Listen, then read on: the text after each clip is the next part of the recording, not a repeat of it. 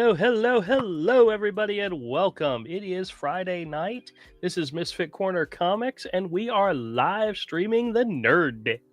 Well, there was a little question mark on whether or not we were actually going to do tonight's show because it was Halloween. It's Halloween for everybody out there who does celebrate Halloween, and a couple of the guys, in particular one, has small children and wanted to go trick-or-treating with his kids. So he wasn't going to be able to join. No Todd tonight, sorry. But I'm here, and lo and behold, Zach's here. What's up, Zach? Hey, how's it going? How's it going? You know. Do you get trick-or-treaters in your neck of the woods?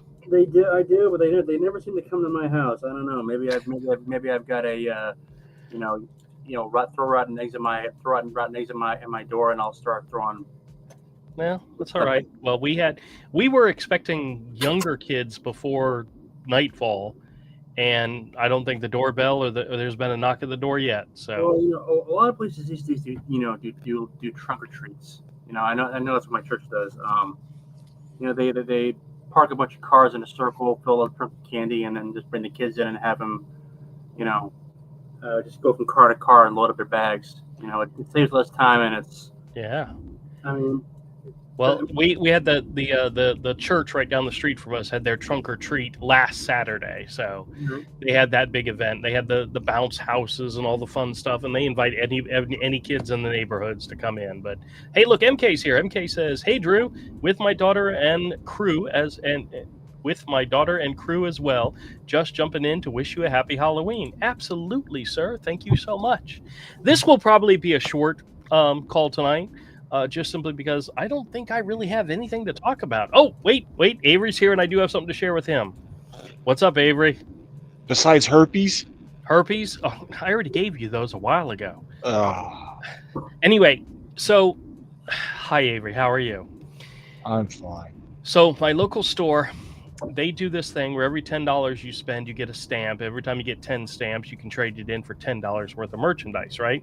So every time I go, I got to spend at least $10. That way I can get a stamp. You spend $9.99, you don't get a stamp. So it's a cruel system. Well, I realized that they had started putting up these signs, and I don't know how long they've been doing it, but they say if they have extra, like lots and lots of copies of a book, and like the next issue's getting ready to come out, and they want to try to get rid of them, they put up a little sign that says, "This week only, this book is a stamp book. Purchase it and get a stamp," right? So then you could buy a $3.99, $4.99 book, get a stamp, and you don't have to spend a whole $10. Well, the other day, I went into the store. I found one book that was a stamp book that I wanted to buy because I knew somebody who would like it. And it was only, let's see, what's the cover price on this sucker? $5.99. So I spent $6 and got a stamp worth of a $10 purchase. So it was kind of a way to get around the system. Well, I'm talking to the guy, and he mentioned something. I said, well, wait a minute. Are you saying that if I bought multiple stamp books and the total came to over $10, I would get a stamp for each book plus a stamp for over $10? He said, yes. So he's literally giving me the secret. If you bought two $5 books that were stamp books, you would get a stamp for each book plus a stamp for the total sale. You could get 3 times the amount of stamps, only spending $10 worth of money. I'm like, this guy's given me the way to get around it and make more stamps and make it, because I've used my stamps in the past and gotten stuff when I'm low on cash, but there's new stuff out. It makes it really easy to buy new comics, But this book I bought for Avery. Uh-oh. This is the Batman #1, the new Batman. I know you don't care a lickety-dick about this comic, but you really like this cover. I did like that cover. That cover's really good. It's a really, really good cover. The more I look at it, the more I love this cover. This is Dan Mora doing the new Batman, and he's got all the villains. And I noticed there's no Catwoman in here. That was rather disappointing. I mean, because she's not really a villain anymore. Yeah, but still, even Harley Quinn would be a somebody that you would see, but she's not a villain yet anymore either. Well, I mean, she's kind of more like Poison Ivy as well, but anyway, you only have so much room. But and Dan Mora's interior art's really good. It is. Which is kind of shocking to me how much work he's doing right now at DC. He And does a yeah, lot. does a He's lot. good. He does a lot, and he's good. Yes. But that's it. That's the only thing I picked up this week. There was nothing new that came out that I just had to jump at and had to get. So Yeah. I picked up one comic to put in your stack. Well, cool. Thanks, man. Yeah, and I knew you would like that, and I wanted to read it, and I got a Yeah. out of it. So It's a fantastic cover. I think it's great. I think it's really cool. I figured you would like that. Cool. Thank you. You're welcome, sir. You're welcome. But I got a text from somebody this week. They want to come by. They have some comics they want to trade in, and I'm like, okay, so I got to be prepared for it. This whole weekend's going to be really weird. My mother-in-law, I told you guys before, she's in the hospital. She's doing fine. She was supposed to come home today. Now they're saying she may come home tomorrow, which just messes with my schedule. I wanted her to come home on Friday. That way I could have Saturday all to myself at the store, but I may have to close the store for an hour or two and go run and get her and bring her home because I may be the only person who can. So, oh well, that's life. But tomorrow's also the Florida-Georgia game, and I volunteered to take my sister and my brother-in-law to the stadium because they do security work. They need me to pick them up at 5 a.m. tomorrow. Ew. Oh, so yeah. So tomorrow morning, I got to get up early and go pick them up. So if we wrap up early tonight, that's perfectly fine. MK wasn't able to stay. Todd's not here. It's just us. Let's get it all. Let's get it all out in the open. You guys got anything to talk about? No. I learned the hard way that modified add-ons for one's beloved rifle should not be bought off of Amazon. This isn't rifle talk. Avery knows that. You know that. What did you buy off of Amazon, Zach? Based a new modified bolt for my Ruger 1022. Which no idea what that is. It is, and it doesn't fit. It does not fit. No. Are you going to get your money back? Well, I only spent $20, so probably not. Wow. I did find out something interesting. Have either of you guys seen the trailer for the final season of Stranger Things, season 5? No.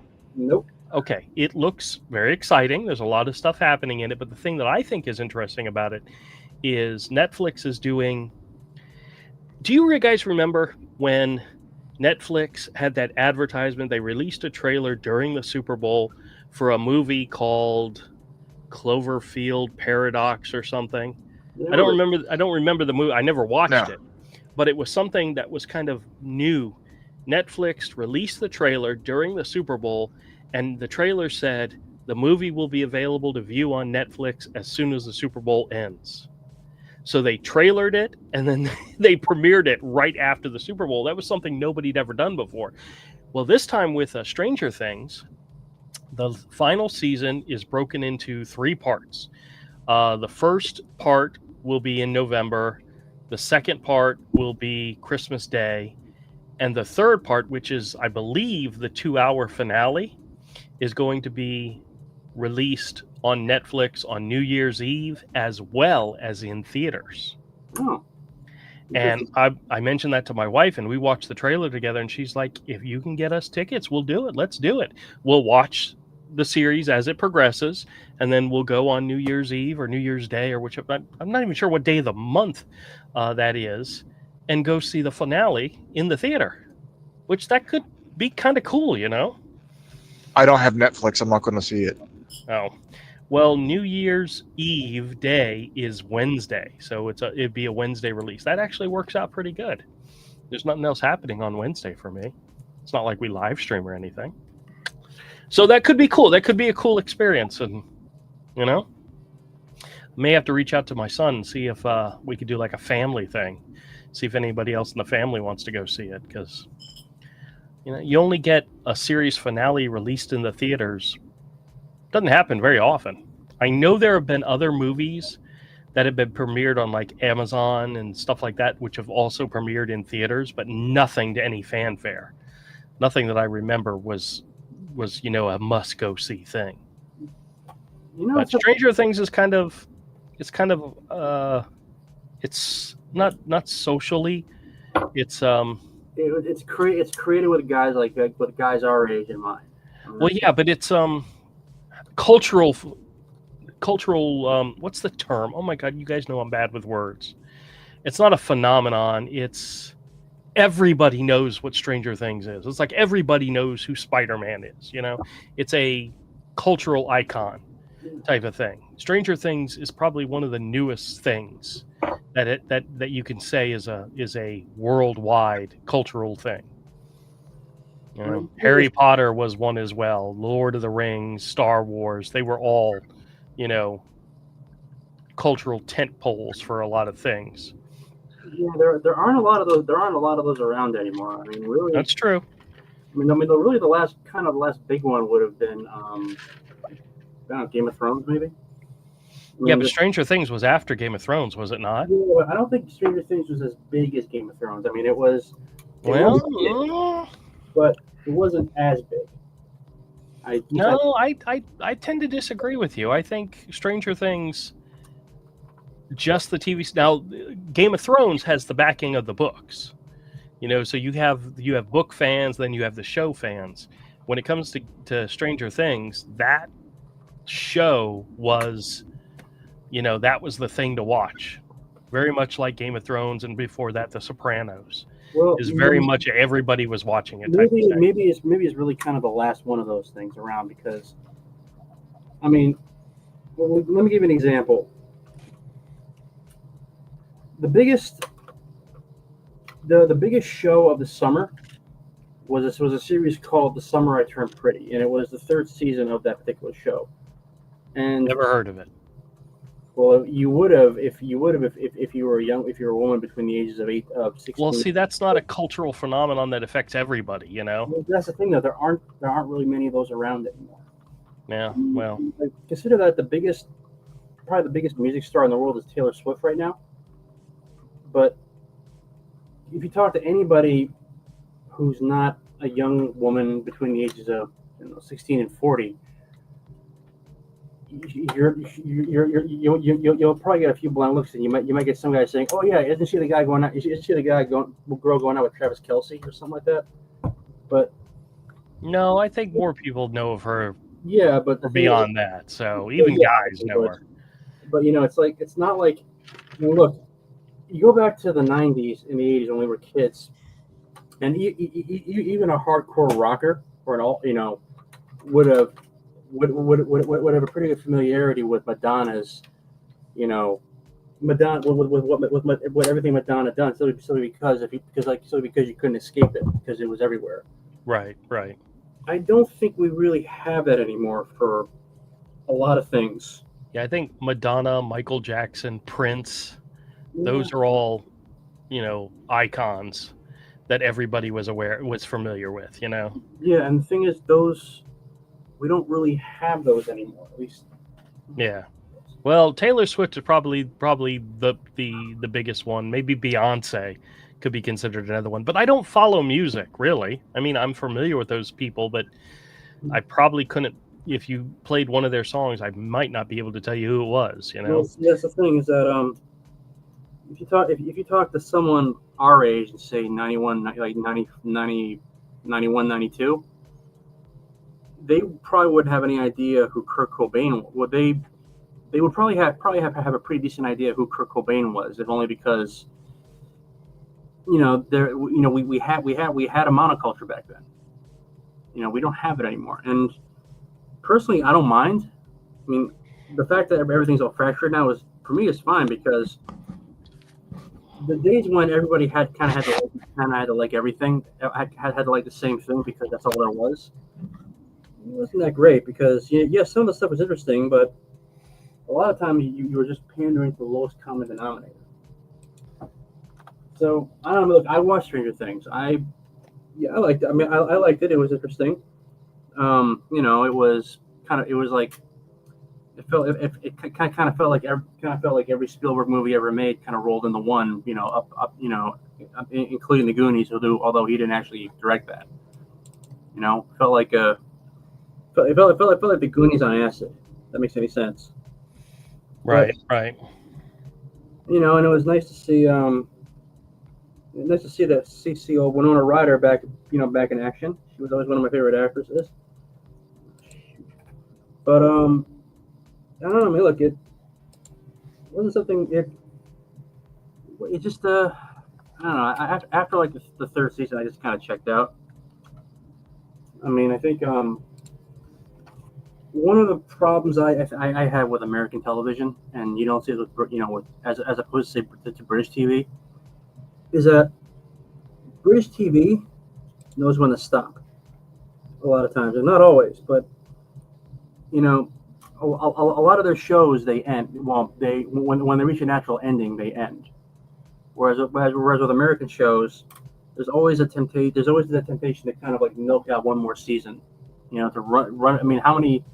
There've been a lot of great shows that the last 3 or 4 seasons they just ran out of steam, but they kept going because just to milk it for like the last buck.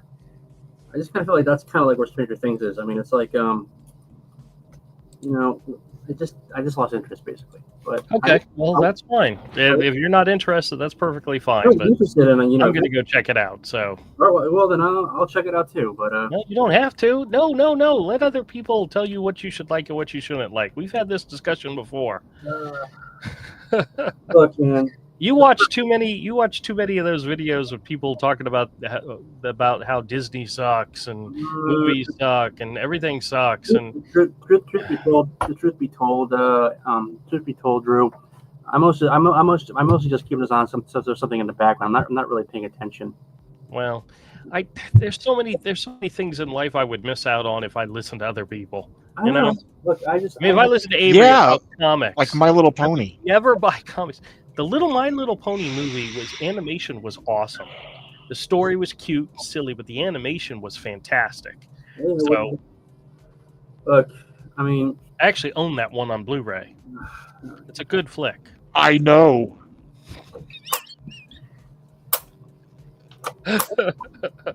Speaking of My Little Pony, I'm checking Avery's Instagram. Is that My Little Pony gag on Instagram?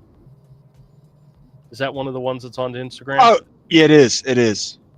Okay, because that one's funny. I like that one a lot. Let me. I'm gonna share the Heinous I did of Heinous saying Happy Halloween has 340 views on YouTube. Really? On YouTube? Yeah. Should I go to YouTube? For some reason, I'm on Instagram. You can go to YouTube. Let me go to YouTube because I was trying to pull up the video to share it with everybody. So. I'm assuming it's Studio.762. No. What is it? It's the Muppets or Puppet? Yeah. Puppet Corner Hams. Puppet Corner Hams. Okay. So fucking stupid. All right. Is it the Nerd Test? Okay. Let me just share the screen from here. I can do it from here. Avery, for those of you out there who don't know, hey, Reality, how's it going? Reality Elevator says Happy Halloween. Yes, happy Halloween. What's up? It's so funny. I bought 3 bags of candy. Reese's Peanut Butter Cups, because that's what I like. Twix, because that's what Jennifer likes. And Bueno bars, which my mother-in-law likes. And the goal was, if we didn't give away the candy that we all got our favorites. So cool. All right. Wait a minute. Which one has the Happy Halloween one? That's not here, is it? Oh, it's a short. It's a short. Okay, there you go. Hey, this one's got 2.1 thousand. Oh wow. Wait a minute. Oh wait. Turn on the lights. Can you guys hear it? Yeah. Happy Halloween, silly mortals. Now, hold on a second. Happy Halloween.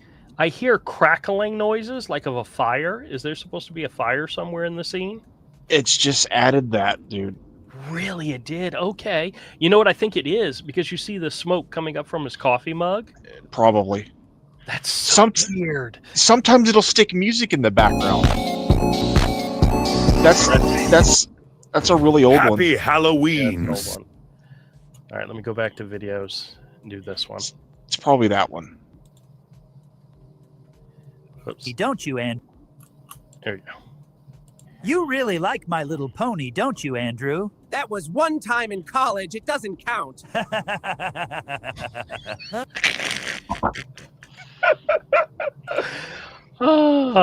This one's the Superman Thor's one, right? got the lightning, but Superman's yeah. got the speed. Speed means nothing against a god. Thor wins, hands down. And this one I think is just them. Yeah, Not actual any volume. yeah. There's It's scary how much it looks like Todd. I think that's deliberate. Yep. Let me see. What's this one? it's just the first heinous I ever did. Stupid mortal. I mean, frickin' A, those look fantastic, you know? Yeah, they came out doing good. it, keep doing it. I think it looks great. Yeah, I need to get a subscription to these things to a couple of different ones. Todd and then I needs want to get you a subscription and have you do it for him full time, you know? That's all I'm saying. He needs to make some more money and make the tools available to you. Yeah. You've already shown him what you can do with what little bit you have, you know? Yeah, just Imagine using the if you free had stuff. Imagine if you had some type of budget, you know? Reality has a comment here. He says, "Oh yeah, meant to tell you that the heinous experience was good. I always thought it would be cool to do a talk show, maybe with a real celebrity meeting comic characters as a cartoon or a puppet show." Oh yeah. There, he could, in the world that Todd's working on creating, a real life character, a cartoon character, and a puppet could be all in the same scene together. Yeah. You know. Yes. So that's a possibility. Yeah. The heinous experience is going to be short clips, like when you come across the funny jokes from a Joe Rogan episode. Mm-hmm. That's what they're going to be, is stupid jokes. I'm just going to steal every dumb joke I come across on the internet. You know, you remember, I don't know, I'm pretty sure I told you before, my all-time favorite Christmas dad joke. What's that? Why is Santa Claus so jolly? Why? Because he knows where all the naughty girls live. Yeah, see, that's perfect. I know, it's great. That's perfect. A perfect clip for the heinous experience. That's right. Because it's mostly just going to be heinous and Carl Yep. going back and forth. Well, that could know. be a Christmas joke that you do for. Yeah, Christmas. perfect. Yeah, go Perfect. I don't take any credit whatsoever for that joke. Yeah. I heard that one and I just love it. I think Yeah. it's hilarious. But people like if like on my Instagram feed, I get tons of these stupid jokes, and a Right. lot of it's the same people telling the same exact joke. Everybody's stealing these old cheesy dad jokes. Well, I'm like, wow, these are getting lots of views and lots of clicks. Yep. There's my bit. There you go. And honestly, it could be a joke somebody's heard before, but you're showing it to us in a completely different way, you know? Yeah. It's awesome. Now, the one with the music in the background and the chicken joke, is that out there somewhere, or are you still No. Okay. I'm waiting till I get a subscription and I build up a bunch. Like I want to build up like 10 of these things and then start posting it 3-4 times a week, because that way I can take one day a week and crank out like 4 or 5. Reality, he had a clip, and it was really funny. It was just a really funny chicken joke that we've probably all heard before. But he did a second pass at it where he had it add music in the background, and it definitely filled in the blank spots of the video. Yeah, And I just clipped out those few seconds here and there of like awkward, because I just want it to be like those cheesy clips you see of stupid internet jokes and stupid bits from like Joe Rogan. I need to create the intro where it's like, you're watching the heinous experience, and then it goes into the bit, and then a credits card for adult fantasy, Right. and the adult fantasy QR code. Exactly. That's going to be awesome. That'll be great. I'd be really surprised if your videos generate more views to his channel than some I of the hope so. videos he already has, because people like shorts. People like Yes. shorts. That's Yeah, I that's have that's the only thing is his channel's missing. If he Yeah. wants to, he can put them on his channel too. I don't care. Oh, reality says, okay, that was the chicken joke on one of the last Nerd Den. Yes, that is correct. That is. Yeah, I think we showed the video where it was just the long pauses in between. But yeah. he added music to it, and it filled those gaps a lot better. And it was just simple. Yeah. I don't know. I don't think it wasn't anything. It wasn't. No, it was Yeah. no, it was all everything was created, edited, and done from my with my phone. Right. Some people do that. But what I was just going to say is that on my Spam channel, I do a daily video, daily short, and then we live stream on Saturday night. And the shorts bring the views. Yes. The videos are what pay me. The videos you get paid for. You get paid for the shorts as well when you're monetized, but you're talking 10 cents, 15 cents at the most. But that gets the views, that gets the subscribers, is the shorts. It's really weird how the dynamics of YouTube, but shorts bring subscribers, videos bring revenue. Yeah. Oh yeah. If you got to do them both, you got to incorporate, and you got to incorporate them, and that's exactly what you're going to do for Todd, which I think is great. I hope so. I want to help. Yeah, but the funny thing is the more you're able to point people towards adult fantasy, the more popular adult fantasy gets, the more money they're able to generate, the more possibility they can pay you to do the little things, Yeah, well, and hopefully people will buy the comics when we have. True. Actually, that's the big thing. Is we want people to buy the comic books, right? Yeah, you've got Heinous and Carl as characters on the Heinous experience. Have you worked on, or are you planning on adding Devoid? I plan on having other AF characters pop in every once in a while once I get it rolling. Okay. Having other AF characters, I absolutely. Awesome. I think that's great. I think that's a great way to help generate interest in the adult fantasy world. So yeah, we need some kind of cheesy bit that we can do quick. Yep. Like while Todd works on these like opuses that are amazing, but they're super labor intensive to do many cuts and stitch together any kind of a narrative or parody of something. It's this is just two talking heads. Yeah. Well, the last one he showed us that he's working on, it's a lot of the same shot, but he intermingles other stuff, and you just know he put lots and lots of time into that stuff. Oh, tons. It's tons. It's crazy. Dude, my new credits that I got, because it already rolled over for this next month. Okay. I used up all my credits on one account for that 1 9-second video of Venus. I used them all up trying to get it right. Well, so you can burn through some credits trying to get exactly what you're looking for, adjusting your prompt. Right. AI will all of a sudden just decide to change something. You're like, why the hell did it change that? Why did it put that there?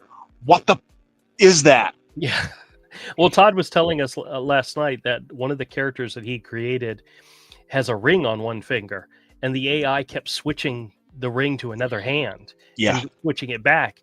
And he came up with a story to explain why that keeps happening. And I'm like, that's hilarious. That's fun. But that's just something that you got to work around with right now due to the limitations of what AI can do. But it's getting better. Yeah. It's getting better. Fast. Oh yeah. Fast. So did I ever show you some of the stuff the 3D one can do? You showed me the rounds. I showed you Venus and I think one other character. Yeah. They're pretty. They look good. They looked good. So. Yeah, it's pretty awesome, and it's just getting better so fast. Yeah. So reality says, I think the clip idea is a good way to get started. Most people I see on the train, for example, scroll through one video after another. Yep, that's what I'm going for. That's what I'm going to be going for. clips might also get picked up by someone. I'm thinking every Simpsons and MTV, for example, early Simpsons and MTV. You never know. You never know. You know. So our goal right now is to create content. That's it. Create content.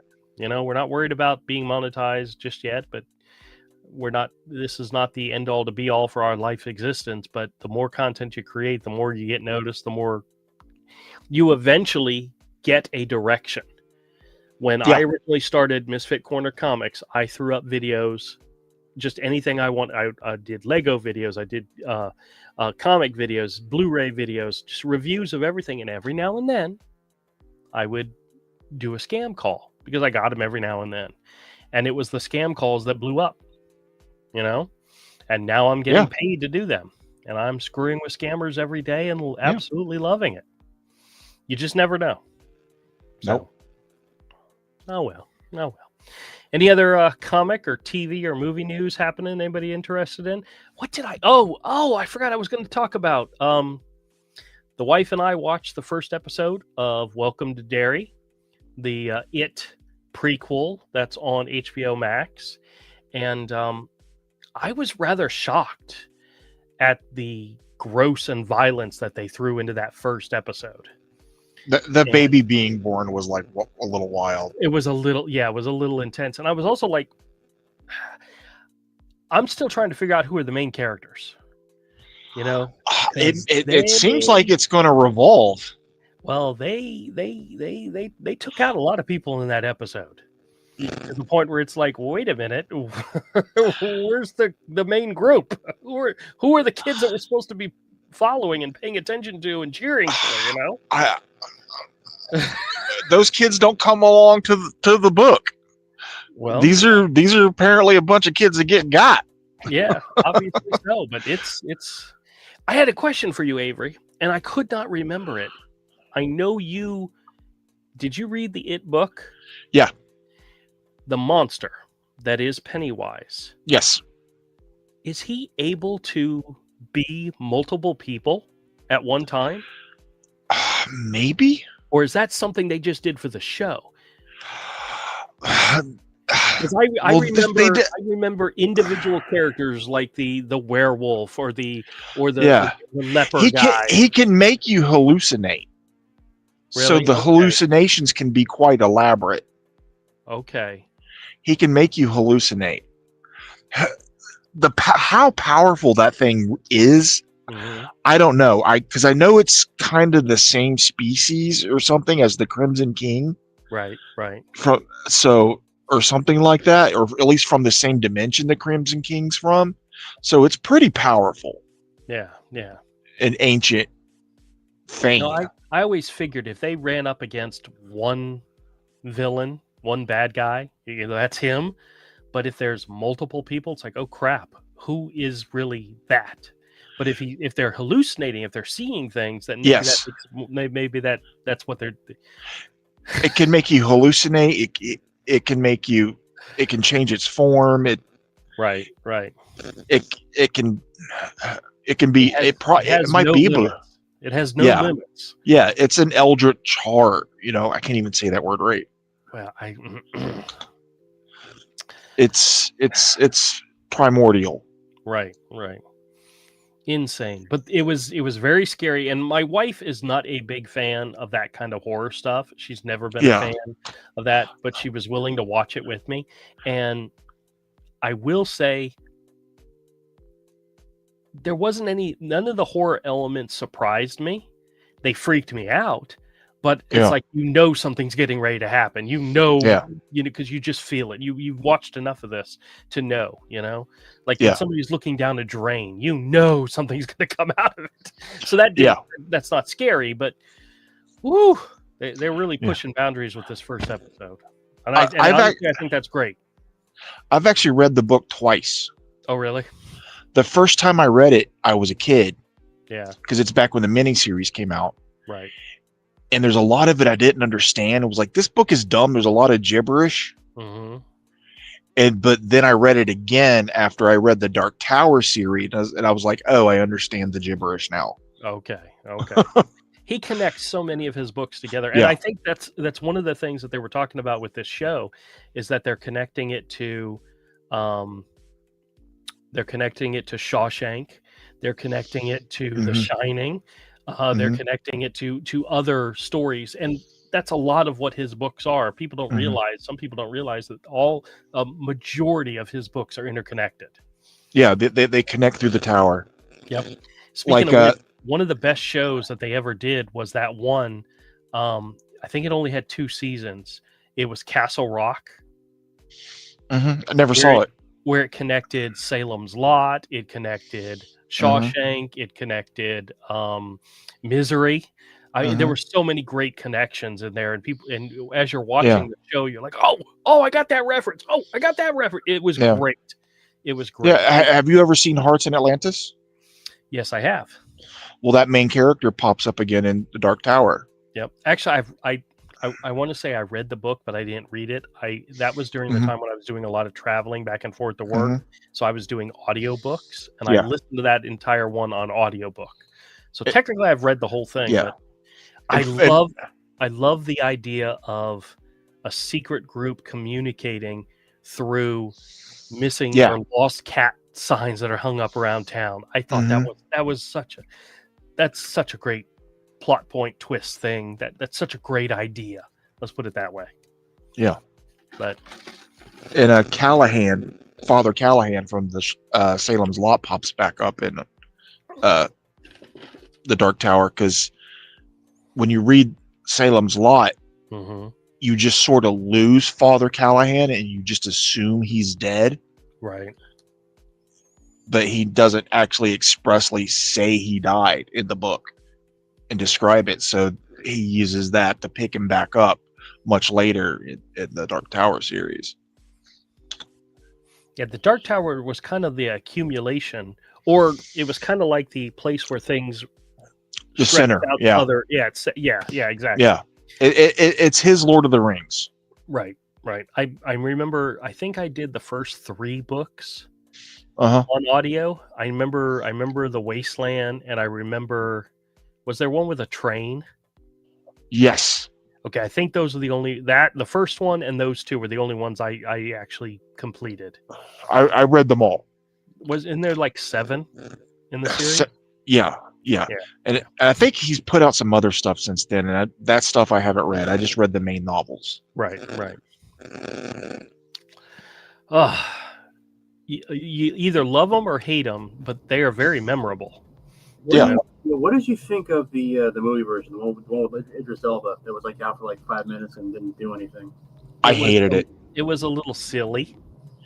It was terrible. It was a little silly, yeah. It was what happens when Hollywood wants to make a movie about something that's actually kind of deep.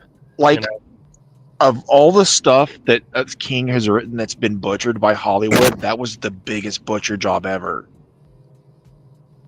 That was like, holy crap, this isn't his thing at all.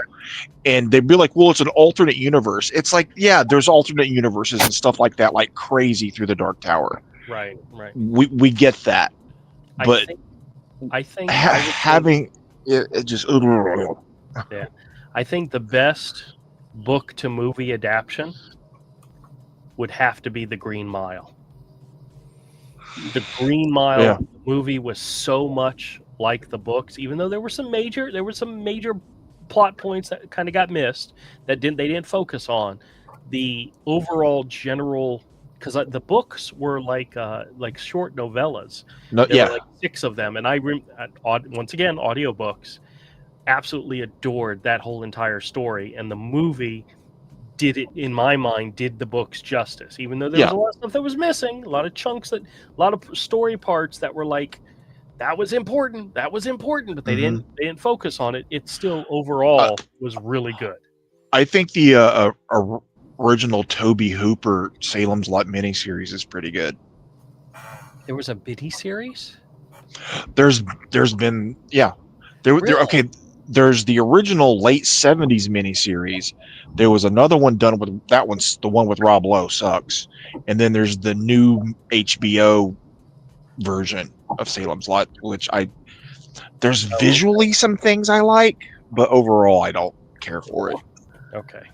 I swore I You're- thought you said The Shining. Oh, The Shining's fantastic.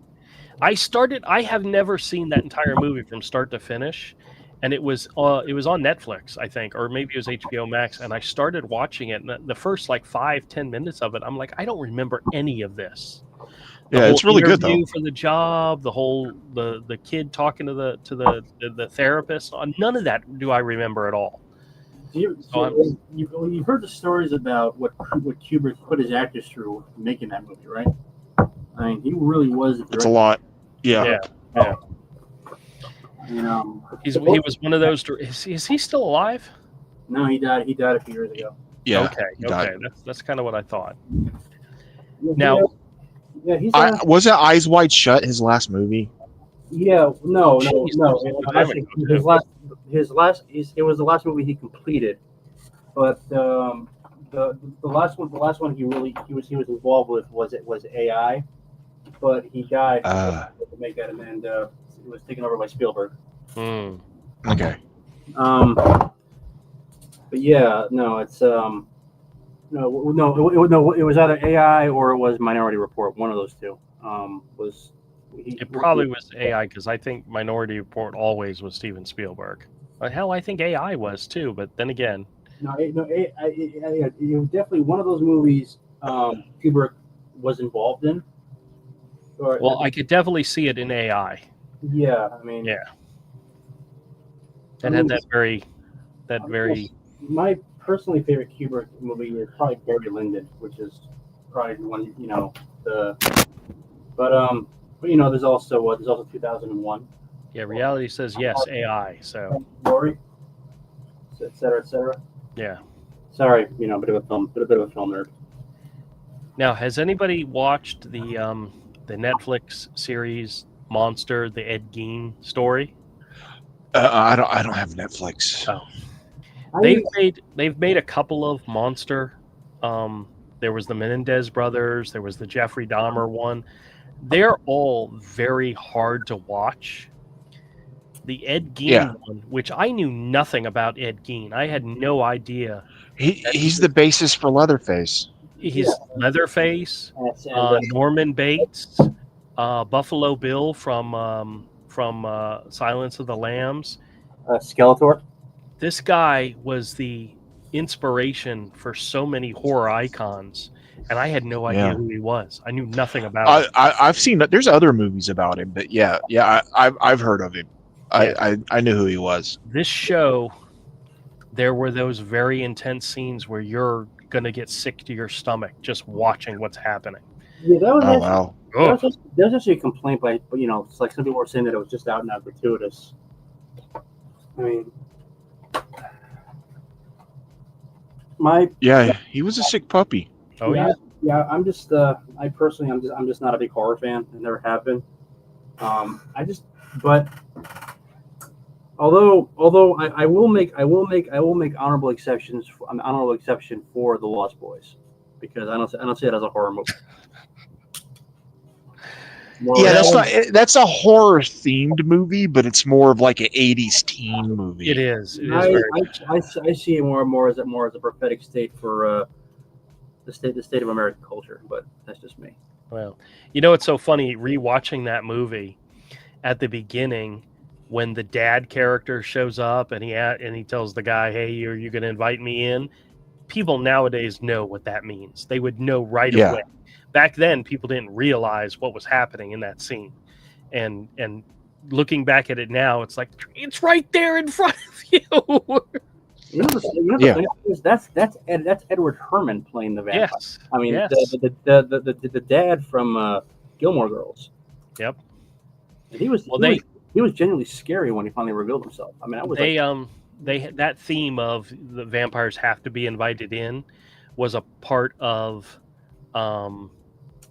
Sinners with Michael B. Jordan, and everybody who's watching the movie is like, yes, they know what's happening, because everybody's familiar with that aspect of vampires, and that was a good movie too.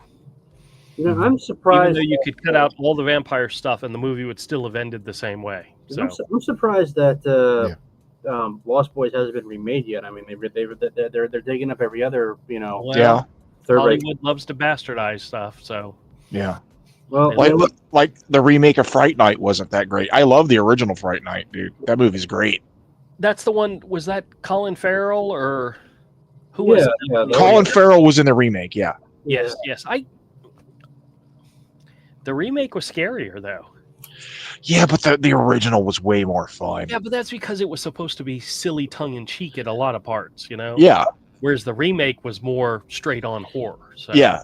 And I didn't hate it, but I just didn't think it was as good. I like the tongue in cheek. I like the cheese. Could you imagine if they remade Monster Squad today? Wolfman has nards.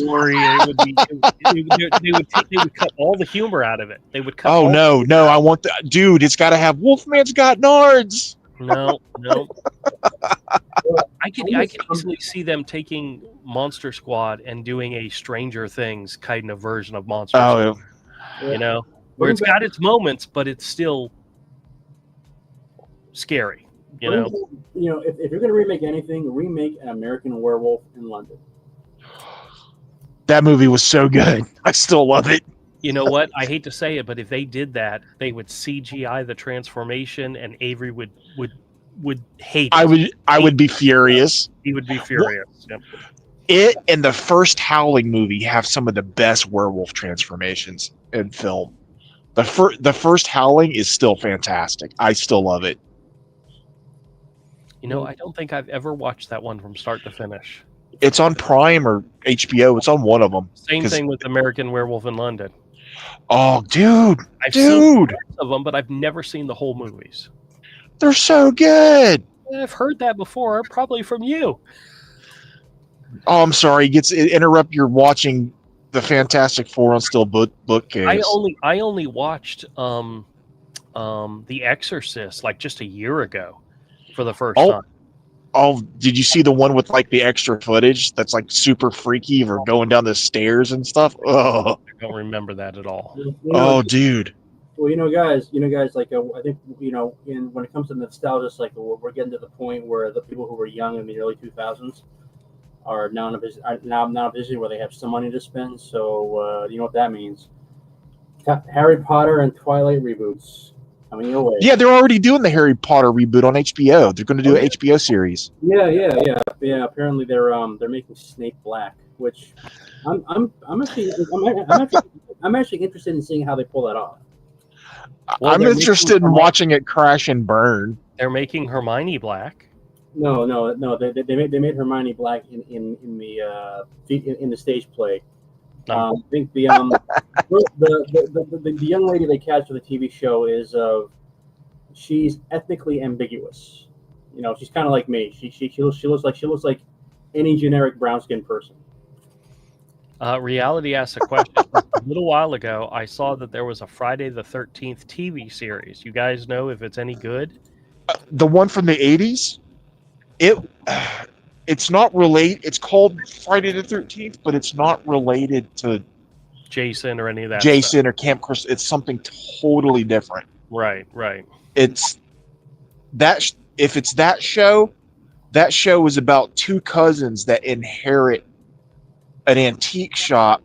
Right. And they sell off all the stuff in there, then find out the stuff is cursed, and they go around having to collect it and solve mysteries to collect the stuff. I don't think I've ever seen that. I remember seeing like previews for it, but I've never actually watched it. I watched it as a kid in the 80s, and I loved it. Now, does that mean it holds up today? I couldn't tell you. Like I used to love the show Werewolf. Does that show hold up? Well, I've been if you want to see something that's maybe sort of hold up, look at watch Kindred the Embrace, that old the show that was extremely loosely based on the old vampire game, and I used to extremely loosely. I used to watch that too. I was up Like all my favorite shows used to get canceled after 1 or 2 seasons because it would always be some horror based show or something. I would be there for it, man. Well, I can tell you that the actual vampire base hated that show because it wasn't, it was a little too. It was if they made it true to the game, it probably would have like gotten an X rating. I mean, this was like 1996. Right. Speaking of shows I don't know if ever came out, did that Hellraiser series ever happen? With the female Pinhead? Oh, the Hulu movie. Yeah. Well, was it a movie or a TV series? It was a movie. Yeah. Oh, okay. It wasn't very good from what I heard. Yeah, it was. It's better than some of the last Hellraiser movies that have come out. Right. Like, You know what I think would make a good horror series show would be Nightbreed. Or That could be an interesting one. yeah, dude. Especially, have you ever seen Nightbreed, the director's cut? The director's cut's actually good. It's on Tubi. Okay. It's good. I like it. Reality says, yeah, that's the one. I thought it might be related. Nope, not related. No, it's I think the Tales of the Crypt TV show. yeah. That show was amazing. Kolchak the Night Stalker. Yeah. See, I'm thinking more like Sleepy Hollow, or what was the one with the two brothers? Supernatural. Supernatural. The brother. Oh. I could not get past the first episode of Supernatural. I never watched the series because I watched the first episode. Me neither. And scared the ever living frick out of me. Well, it lasted 14 seasons, so It did. But that first episode got me. There was something about it that scared the crap out of me. do you guys remember True Blood? Yes.